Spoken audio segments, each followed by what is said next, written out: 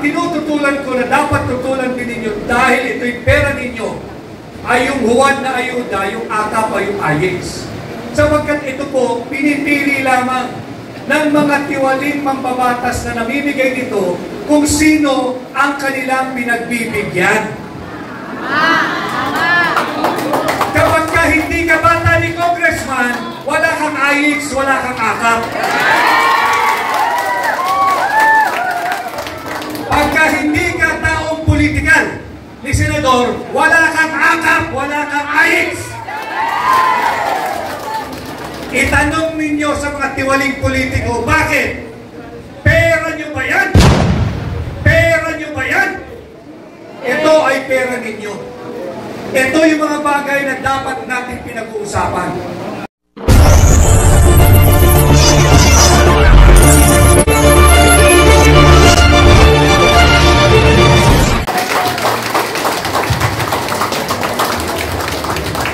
Maraming po salamat. Sige po tayo. Ako'y kumakandidato, independent, sa ilalim ng social movement na Hakbang ng Maisog.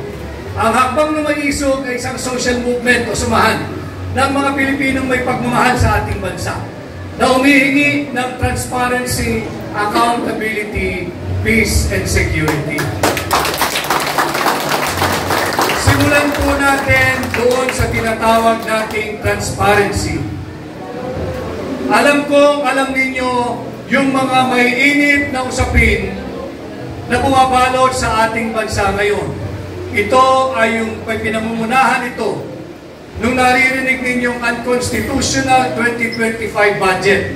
Marami tayong kasamahan ngayon dito na nagmumula sa ating local government unit ng Montalban at nandun din may mga barangay captain din na I think na nandito ngayon. Pinalalaman po nila na ang pinakamahalaga, the most important piece of legislation na ipinapasa, hindi lamang ng pambansang gobyerno, kundi hanggang barangay, ay yung taunang budget. Yung yearly budget ng ating bansa. That is the most important piece of legislation that Congress has to pass year in, year out. At kung ito ang pinaka-importanting batas na ipinapasa ng ating Kongreso taon-taon, dapat lamang ito ay naaayos, nasaayos at konstitusyonal. Subalit ngayong 2025, unconstitutional yung budget na pinirmahan ni Bongbong Marcos, yung taong na minsan kong nakasama at minsan kong tinulungan ng lubos. Kinakailangan malaman ninyo ito. Sisikapin ko na pasimplihin natin ang usapin tungkol sa budget. Huwag ko kayong malulunod na budget, masyadong mabigat yan, hindi ko interest yan. Hindi o. Interest nyo ito sapagkat yung pera ng tao ng budget ay pera ninyo. At bawat piso ninanakaw ng mga tiwaling mambabatas ay pisong kabawasan sa social services na dapat sana ay napupunta sa inyo. Simulan po natin sa transparency. Yung budget po ng 2025, binigyan ng zero funding ang PhilHealth. Sino ho ba ang gumagamit ng PhilHealth o nakagamit na ng PhilHealth dito ngayong hapon? Malaking bagay ang PhilHealth. Kung meron pong nagkasakit o kaya'y na ospital, na confined. Subalit ngayong taon, zero budget po ang binigay ng Marcos administration sa PhilHealth. Wala pong pondong ibinigay. Dahil daw, marami ng pondo o marami ng pera ang PhilHealth. Mali pong pananaw iyon. Sapagkat sa kasalukuyan, pag gumamit ka ng PhilHealth card mo, ay mabibigyan ka, please correct me if I'm wrong, mga 35 to 40% na discount. Mga ganyang halaga. Kung maraming pera ang PhilHealth, dapat ang ginawa ng Marcos administration, hindi na lamang 40% discount, 100% discount. Subalit, ayaw nila ng ganun. Kinakailangan magpahirapan pa rin kayo, kinakailangan magbayad pa rin kayo. Sinasabing maraming pera. Kung maraming pera ang PhilHealth, dapat zero na yung ating out-of-pocket expense. Dapat 100% na ang ating discount. Bukod dyan, yung sa ating mga kasamang senior citizen, dapat, kung talagang maraming pera ang PhilHealth, kagaya ng sinasabi ng administrasyon ni Bongbong Marcos, dapat sinama na rin sa coverage ng PhilHealth yung tinatawag nating assistive device or assistive devices. Ano po yun? Yun po yung mga baston, yung mga tukod, yung mga saklay, yung mga wheelchair. Sa ngayon, hindi po kasama yan sa coverage ng PhilHealth. Dapat, yung 100% serbisyo ng PhilHealth ibinibigay. Subalit, ito po ang masakit na masaklap na katotohanan. Zero budget, zero funding ang kinuha ng PhilHealth. Saan nila linipat yung pera ng PhilHealth?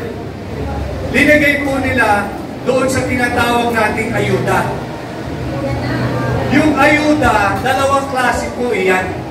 Wala akong pagtutol doon sa totoong ayuda, yung 4Ps. Yung 4Ps, yung tinatawag po natin conditional cash transfer. Yung 4Ps, kinakailangan nakarehistro ka. Kinakailangan yung anak ng recipient ng 4Ps ay mananatili sa eskwelahan. Yung mga magulang, yung nanay at yung mga bata, dapat periodically ay tumutungo sa health center o kaya sa government hospital upang magpatingin kanilang kalusugan, kanilang nutrisyon at magpabakuna.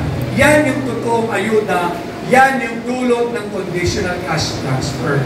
Ang tinututulan ko na dapat tutulan din ninyo dahil ito'y pera ninyo ay yung huwad na ayuda, yung AKAP o yung AYEX.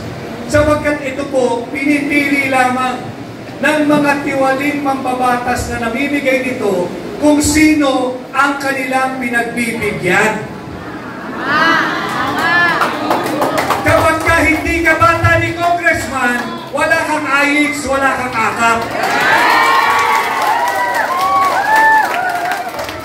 Pagka hindi ka taong politikal ni Senador, wala kang AKAP, wala kang AYEX. Itanong ninyo sa mga tiwaling politiko, bakit? Pera nyo ba yan? Ito ay pera ninyo. Ito yung mga bagay na dapat natin pinag-uusapan. Kalimutan nyo na muna kung sino yung boyfriend ng kapitbahay natin. Muna yan. Kalimutan nyo na muna kung sino yung naghiwalay sa showbiz na bago lang. Huwag yan ang pag-usapan natin. Ang pag-usapan natin ay itong mahalagang usaping panlipunan. Sapagkat ito'y mahalaga upang nang sa ganon ay umunlad naman ang buhay nating mga ordinaryong Pilipino. Sino makakalimot doon sa magandang pananalita na binitawan ng kampanya noong 2022? Tayo'y pinangakuan, nabibigyan tayo ng bigas na 20 pesos kada kilo. May mabibili pa ba kayong bigas ng 20 pesos kada kilo? Nakita natin, tuloy-tuloy, araw-araw ang pambubudol. Dapat ito ay matigil na. Kaya tayo nagkakaroon ng ganitong leaders forum.